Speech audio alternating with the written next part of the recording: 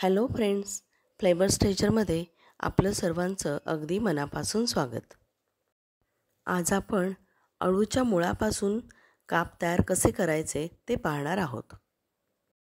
या अळूच्या मुळांना कोकणात आणि गोव्यामध्ये माडी असंही म्हटलं जातं.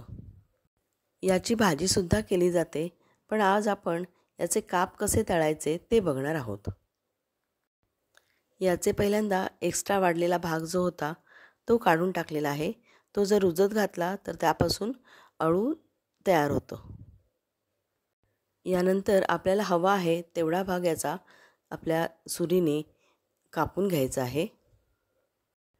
या कापलेल्या भागाचे पाव ते अर्धा इंच आकाराचे काप काढून घ्यायचे आहेत.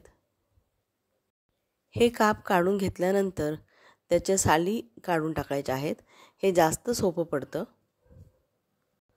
आणि हे अळूचंच मूळ असल्यामुळं आपल्याला ते स्वच्छ धुवून घ्यायचं आहे आणि त्याच्यामध्ये खाज येऊ नये म्हणून थोडंसं आंबट कोकमचा आगळ किंवा चिंचेचं पाणी आपण याच्यामध्ये घालणार आहोत. याप्रमाणे हे सर्व धुवून घ्यायचं आहे पहिल्यांदा, कारण त्याला माती लागलेली असते.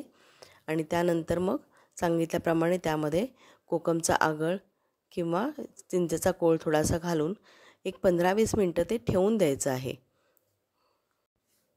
त्यामुळे खाज येण्याचं प्रमाण बऱ्यापैकी कमी होतं. साधारण या प्रकारे आपण याची कापं करून घ्यायची आहेत. तुम्हाला आवडेल त्या साईजमध्ये आकारामध्ये हे काप करून घ्यायला हरकत नाही. फक्त खूप जाड केले तर मात्र ते शिजत नाहीत व्यवस्थित. त्यामुळे व्यवस्थित साईजमध्ये म्हणजे रुंदीमध्ये ते कापायचे आहेत. एकदम पातळ केले तर ते टेस्टला तेवढे चांगले लागत नाहीत. त्यामुळे थोडेसे जाडसर असेच काप याचे काढायचे आहेत. ह्या अळूच्या कंदामध्ये आपल्या शरीरासाठी आवश्यक असलेले पोषक घटक भरपूर प्रमाणामध्ये असतात. जसे की विटॅमिन ए भरपूर आहे, विटॅमिन सी भरपूर आहे, जे अँटीऑक्सिडंट असणारे विटॅमिन्स आहेत.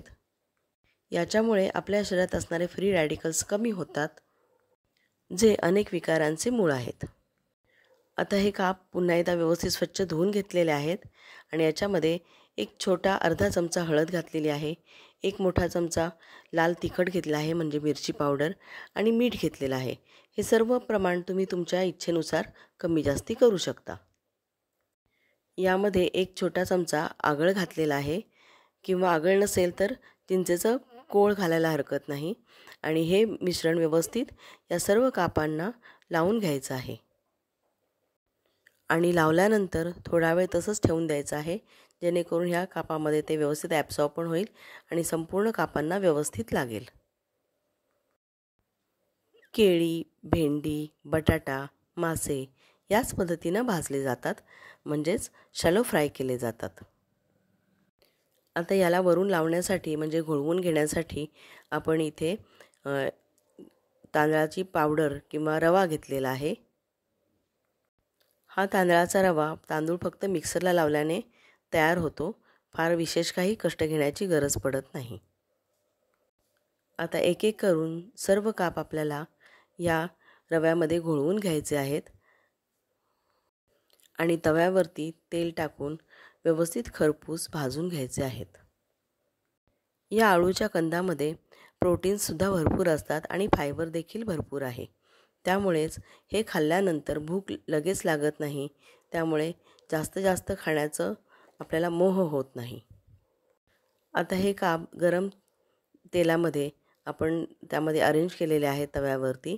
आता याच्यावरती एक थोडासा पाण्याचा शिपका मारून घ्यायचा आहे आणि लगेच हे सर्व झाकून ठेवायचं आहे.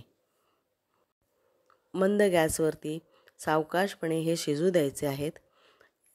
5-10 मिनिटांनी पुन्हा एकदा झाकण काढून बघायचं आहे आणि थोडंसं चमच्याने किंवा सुरीने त्याच्यामध्ये प्रेस करून बघायचं आहे की ते कापं शिजलेली आहेत का.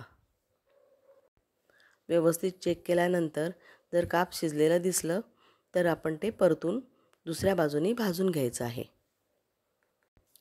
ही कापं भाजताना एक काळजी घ्यायची आहे, ते म्हणजे ते पूर्ण शिजलेलं असेल तेव्हाच परतायचं आहे, नाहीतर त्याच्यावरचा रवा निघून जातो आणि कापांना तो कुरकुरीतपणाचा फील येत नाही. तर हे अळूच्या खंदाचे काप म्हणजे माडीचे काप तयार आहेत. नक्की करून बघा आणि मला कमेंट करून कळवा.